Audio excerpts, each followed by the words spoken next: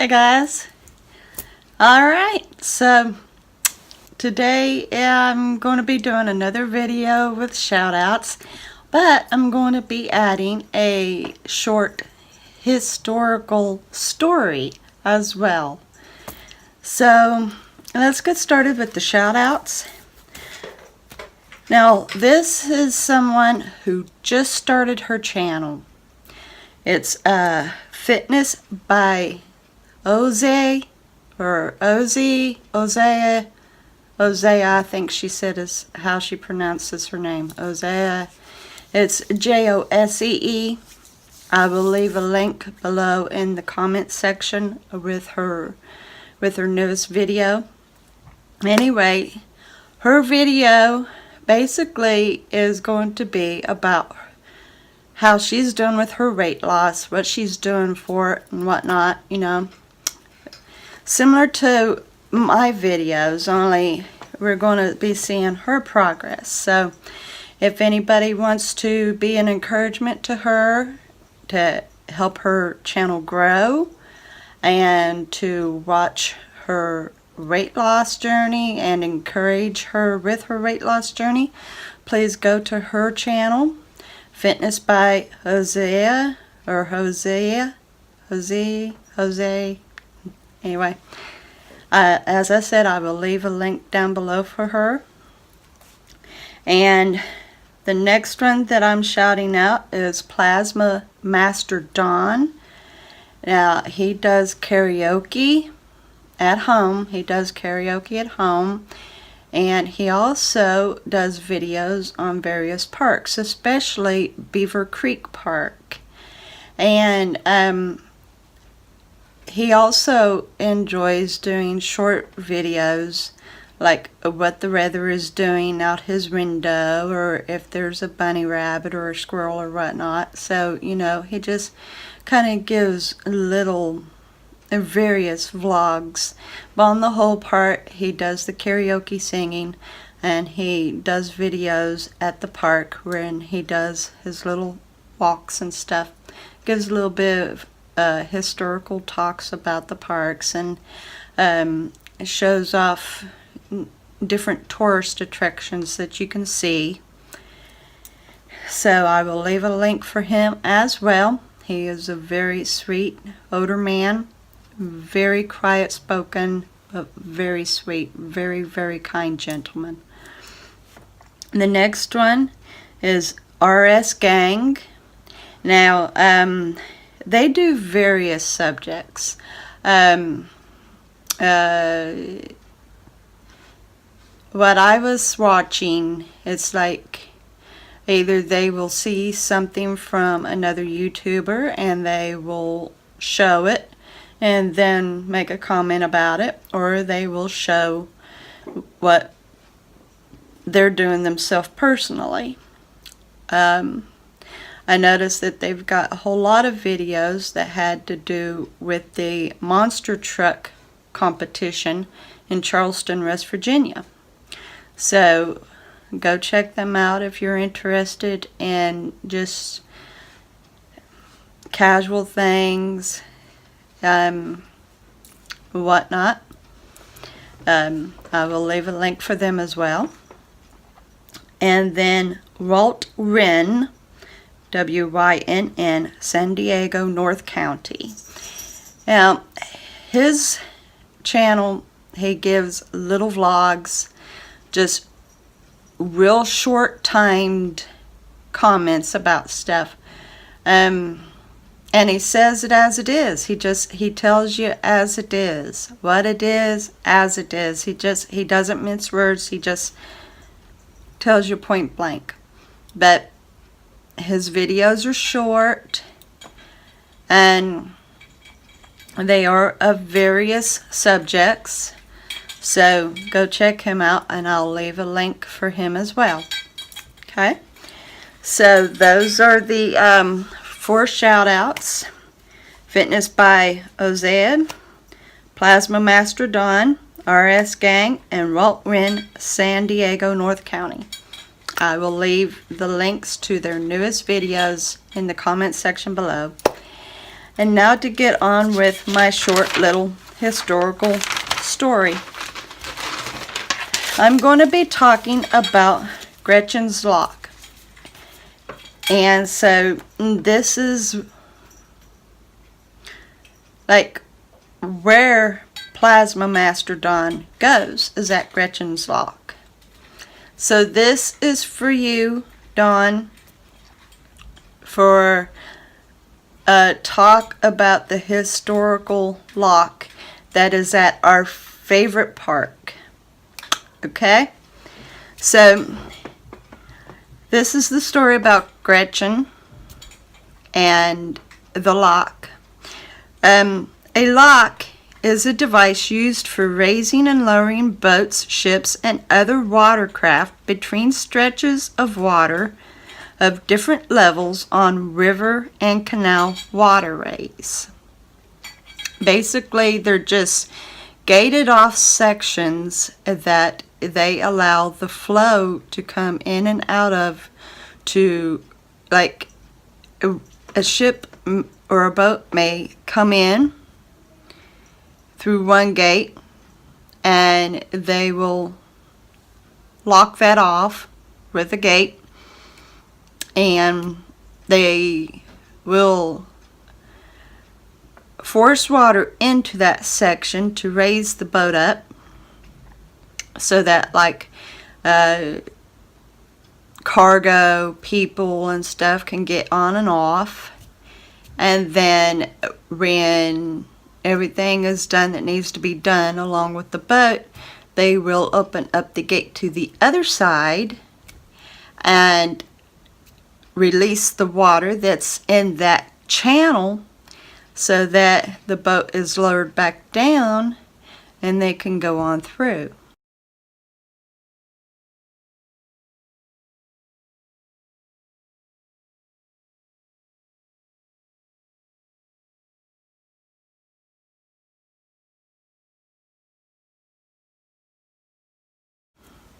So let's go on ahead and get into the story about little Gretchen. Now, I understand that Gretchen was around the age of 8. So the lock is located at Spruceville in Ohio, and that is near East Liverpool. I was born in East Liverpool, and so me and my family would go to Gretchen's Lock often. We would go to what is called Beaver Creek Park. And now my mother told me, this is what I remember, because you have to understand, I was under the age of 7 when my mother told me this. She said that it was termed Gretchen because a child drowned in Beaver Creek. But I have never read anywhere in the historical loggings of Beaver Creek in the Spruceville area about a child drowning in Beaver Creek ever. So this is what I have found through the library that has the legend, the of the lock being called Gretchen's Lock. Now, there's several locks there along the Beaver Creek area, and some others have got specific names, but it appears that Gretchen's Lock is the one that is the biggest tourist attraction. Now, the locks have long dried up. Boats no longer go through those channels anymore. Matter of fact, there's no longer any boat running through the Beaver Creek area. It is now just a good swimming spot, boating spot, fishing spot. Now I'm talking about like kayaking and canoeing, you know, paddle boating, but no ships and large boats, you know. They don't do that anymore through there. So the locks have long dried up. they're no longer used. There isn't even any gates on any of them, or at least on Gretchen's lock there isn't. There's no gate on either end now. It's just two rock walls on both sides where it used to be a lock. Anyway, I will have pictures in this video for you to see what the locks look like. Anyway, so there are a few locks in the Beaver Creek waterways, but the focus is on Gretchen, the story of Gretchen herself. Apparently there are a couple stories about her. Now, I've only read about one story, but here there was a listing of two. So the first story goes, Gretchen Gill, their last name was Gill, was the daughter of a canal engineer named E.H. Gill. In this one legend, E.H. took his wife and daughter, Gretchen, with him to the United States from Europe for him to get a job. And en route to the States, his wife died, and so they threw her into the sea, and gave her a burial at sea. And he got a job in Ohio building the locks for the Beaver Creek area. Now this was in the early 1800s, and E.H. got work building a lock in Spruceville, Ohio. While the lock was being built, little Gretchen caught malaria and died. Now, this is the most interesting thing here.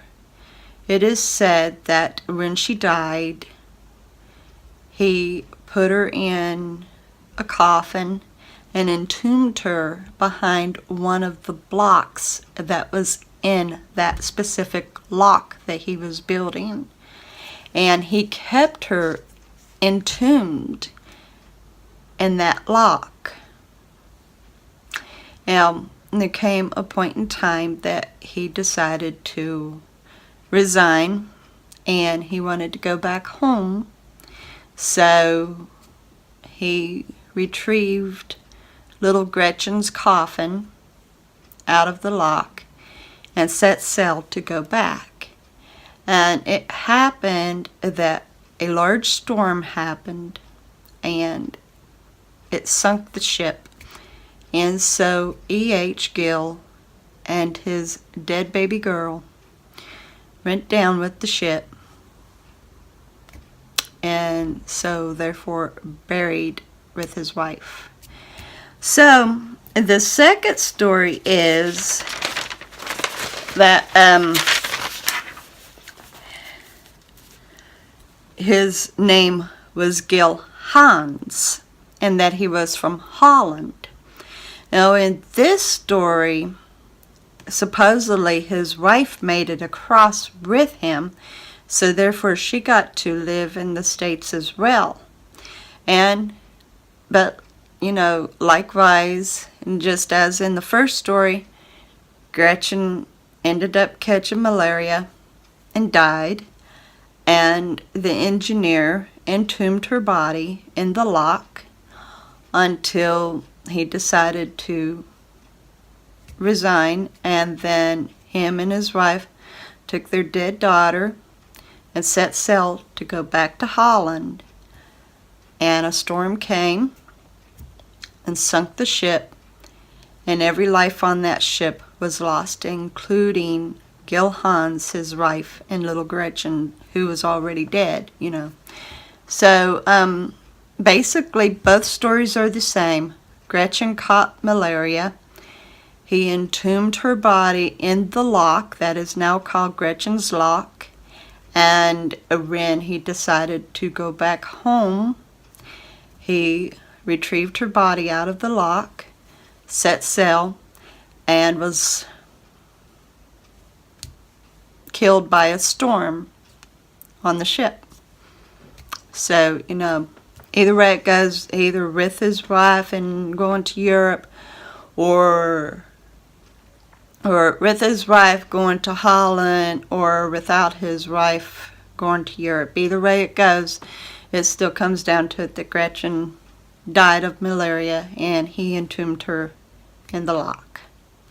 Now, along with that story, there is also, like, on the road is a bridge, and supposedly people have seen a woman in white, and she is called the bride of the bridge. So supposedly, like, there's a haunting of a bride who went to go meet her groom, but her groom was killed, and so she committed suicide, and now she haunts that bridge looking for her groom.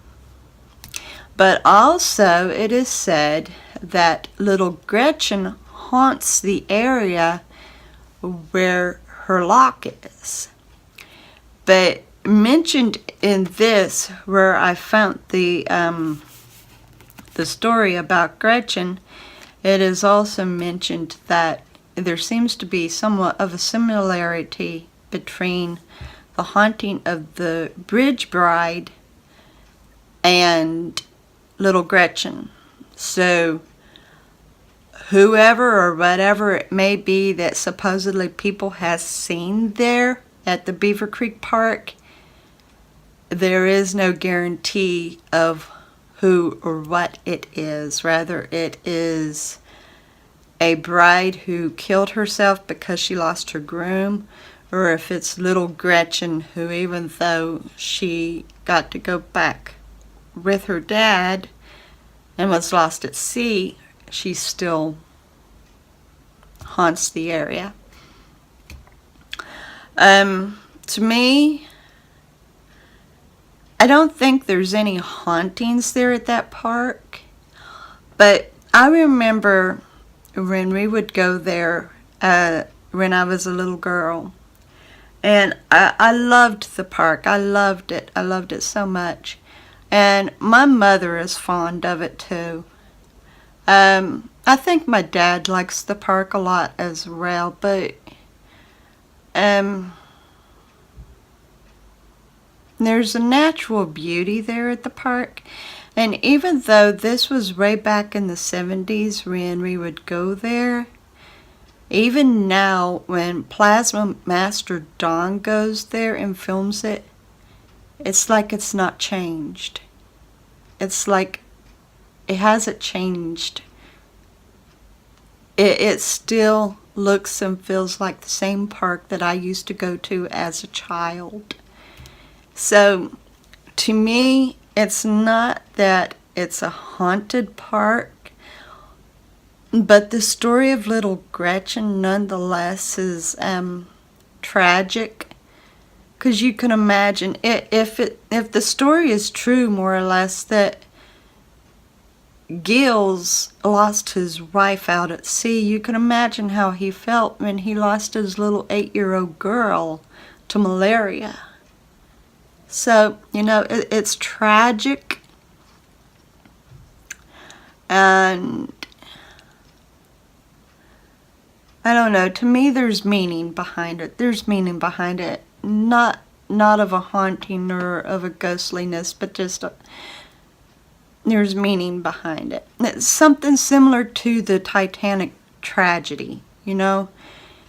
It's haunting, but not in a scary way. It's something that gets deep in you. Something that gets you to the heart. So, yeah, that's the story about the loch. Now, they don't know what number that particular loch is, because apparently the lochs that's along the Beaver Creek area is numbered. So they don't know what number Gretchen's loch is, but it is remembered as Gretchen's loch. So I will be sure and show you a picture of that lock in this video. So I hope you enjoyed the little historical story, and be sure to check out these channels that I will have listed below, and give them a shot. Watch their videos, see if you like the content. If so, then subscribe to them, like and share, and hit their bell. Let them know that you want to see more of their videos. And if not, well, at least still give them a shot. Watch one video and see what you think. You never know unless you go and look, right? So, anyway, I love you so much. I will see you tomorrow with another one of my journey vlogs. Have a great evening.